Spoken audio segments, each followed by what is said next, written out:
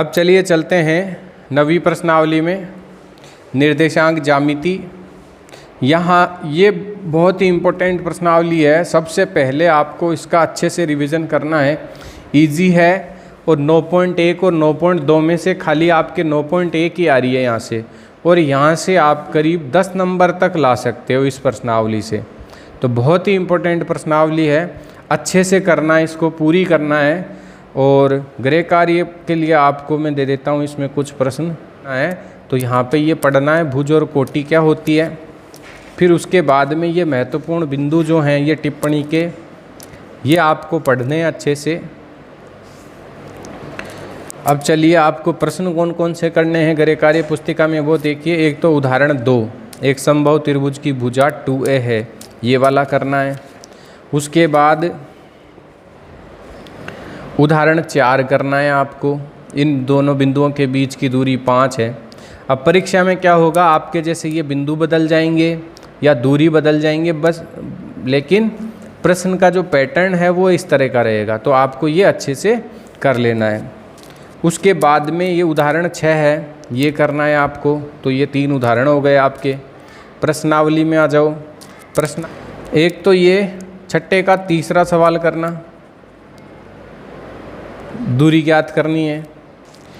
एक ये 8वां करना है कि ये वर्ग के शीर्ष हैं क्या।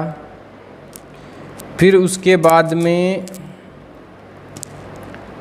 ये करने हैं आपको 12, 13, 14, 15, 12 के बाद कंटिन्यू सारे क्वेश्चन करने हैं। विविध प्रश्नावली 9 में आ जाओ। विविध प्रश्नावली 9 में देखो ये बहुत ही इम्पोर्टेंट है, एक एक नंबर के सवाल में यहाँ से आएंगे आपके। तो इसमें पहला प्रश्न लगा लो, 1 से 5 तक के ये देख लेना आप। पहला प्रश्न बहुत इम्पोर्टेंट है, एक्स अक्ष से या वाई अक्ष से दूरी पूछी जा सकती है, भुज या कोटि पूछा जा सकता है। तो आपको ये पहला प्रश्न करना है यहाँ से। फिर उसके बाद में यहाँ आ जाओ, 9वां, 11वां और 14वां करना है।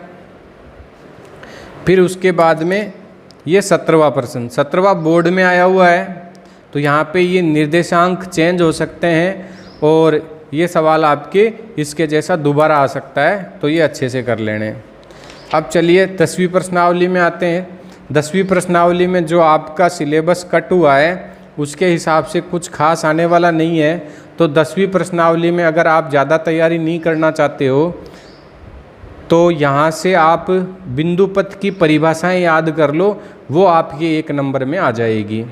एक स्थिर बिंदु से समान दूरी पर स्थित बिंदुओं का बिंदु पथ क्या होता है, तो उसका उत्तर है वृत्त होता है। इस तरह से ये आपको जितनी भी ये परिभाषाएं, बिंदु पथ की परिभाषाएं हैं, ये आपको याद करनी है यहाँ से।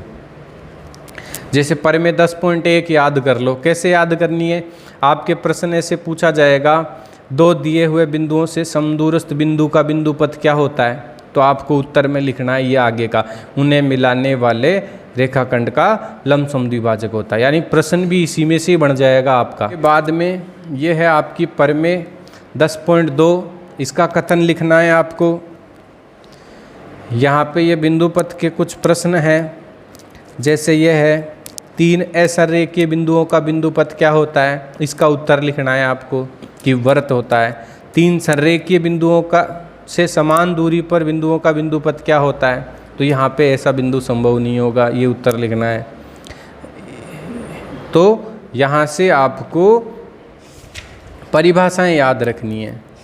10.2 आपके कोर्स में नहीं है तो इसको छोड़ देना है आप। प्रश्नावली में आ जाओ। विविध प्रश्नावली में जो 10.1 की परिभाषाएं हैं वो याद करने हैं आपको। जैसे तीसरा बहुत इम्पोर्टेंट है, समतल में लुढ़कने वाले वृत्त के केंद्र का बिंदु पथ क्या होगा, ये तीसरा करना है आपको ये परिभाषा। तो इसमें जितनी भी परिभाषाएं हैं 10.1 की वो सारी आपको लिखनी है।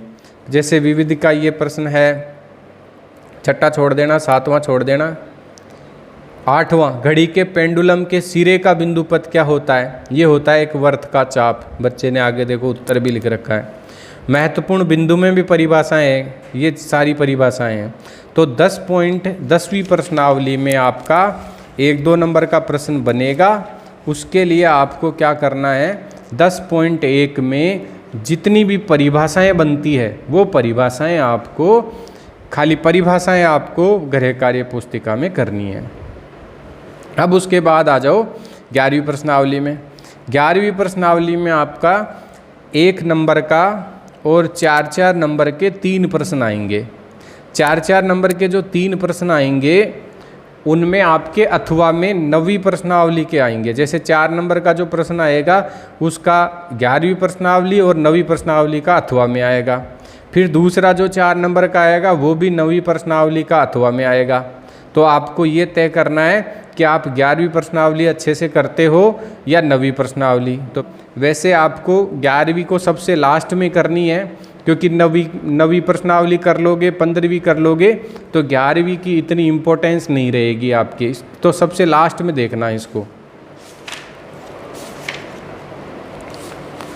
यहाँ से इम्पोर्टेंट क्या है, एक तो ये आधारभूत समानुपातिकता परमें, थेल्स परमें। 11वीं प्रश्नावली के स्टार्टिंग में उदाहरण 1, उदाहरण 2, उदाहरण 3 ये उदाहरण करने, जिससे आपका 1 नंबर का प्रश्न कंप्लीट हो जाएगा। फिर उसके बाद में है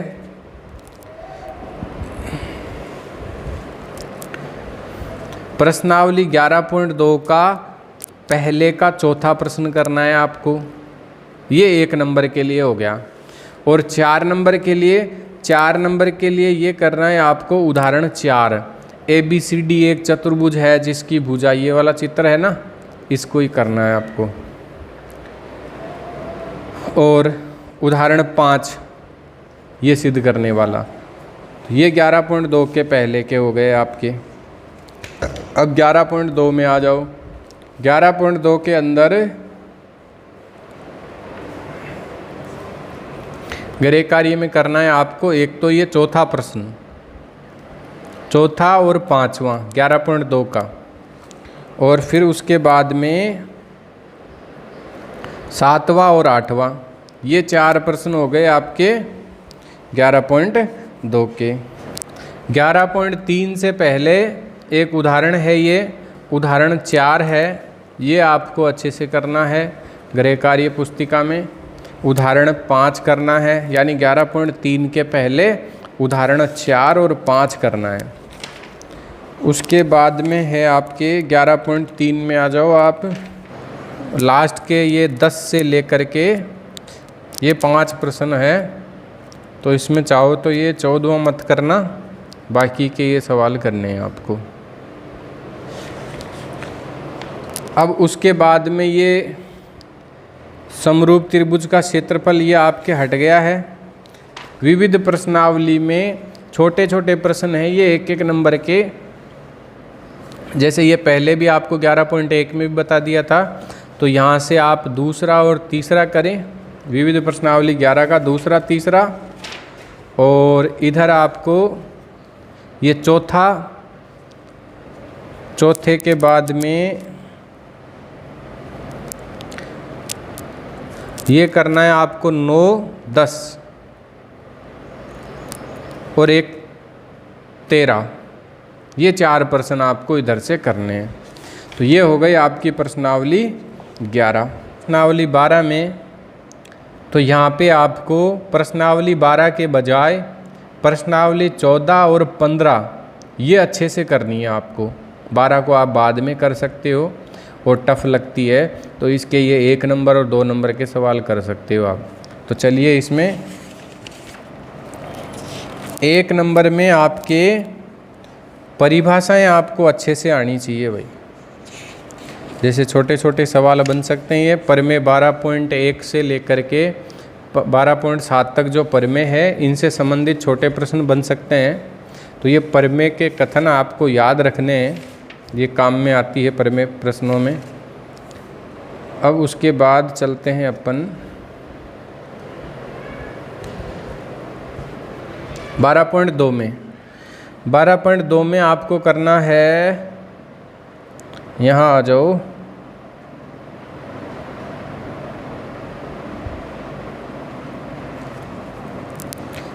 ये तीसरा प्रश्न और 1 नंबर के लिए करना है दूसरा। तो यहाँ से दूसरा और तीसरा हो गया 12.2 का। फिर उसके बाद में ये प्रश्नावली में इधर आओ, तो 4 नंबर में आपको ये करना है छठा प्रश्न, 8वां प्रश्न, ये 2 यहाँ से करने हैं आपको। 12.3 में आ जाओ। पर में 12.8 बहुत ही इम्पोर्टेंट है। ये 12.8 आपको गृह कार्य में करनी है।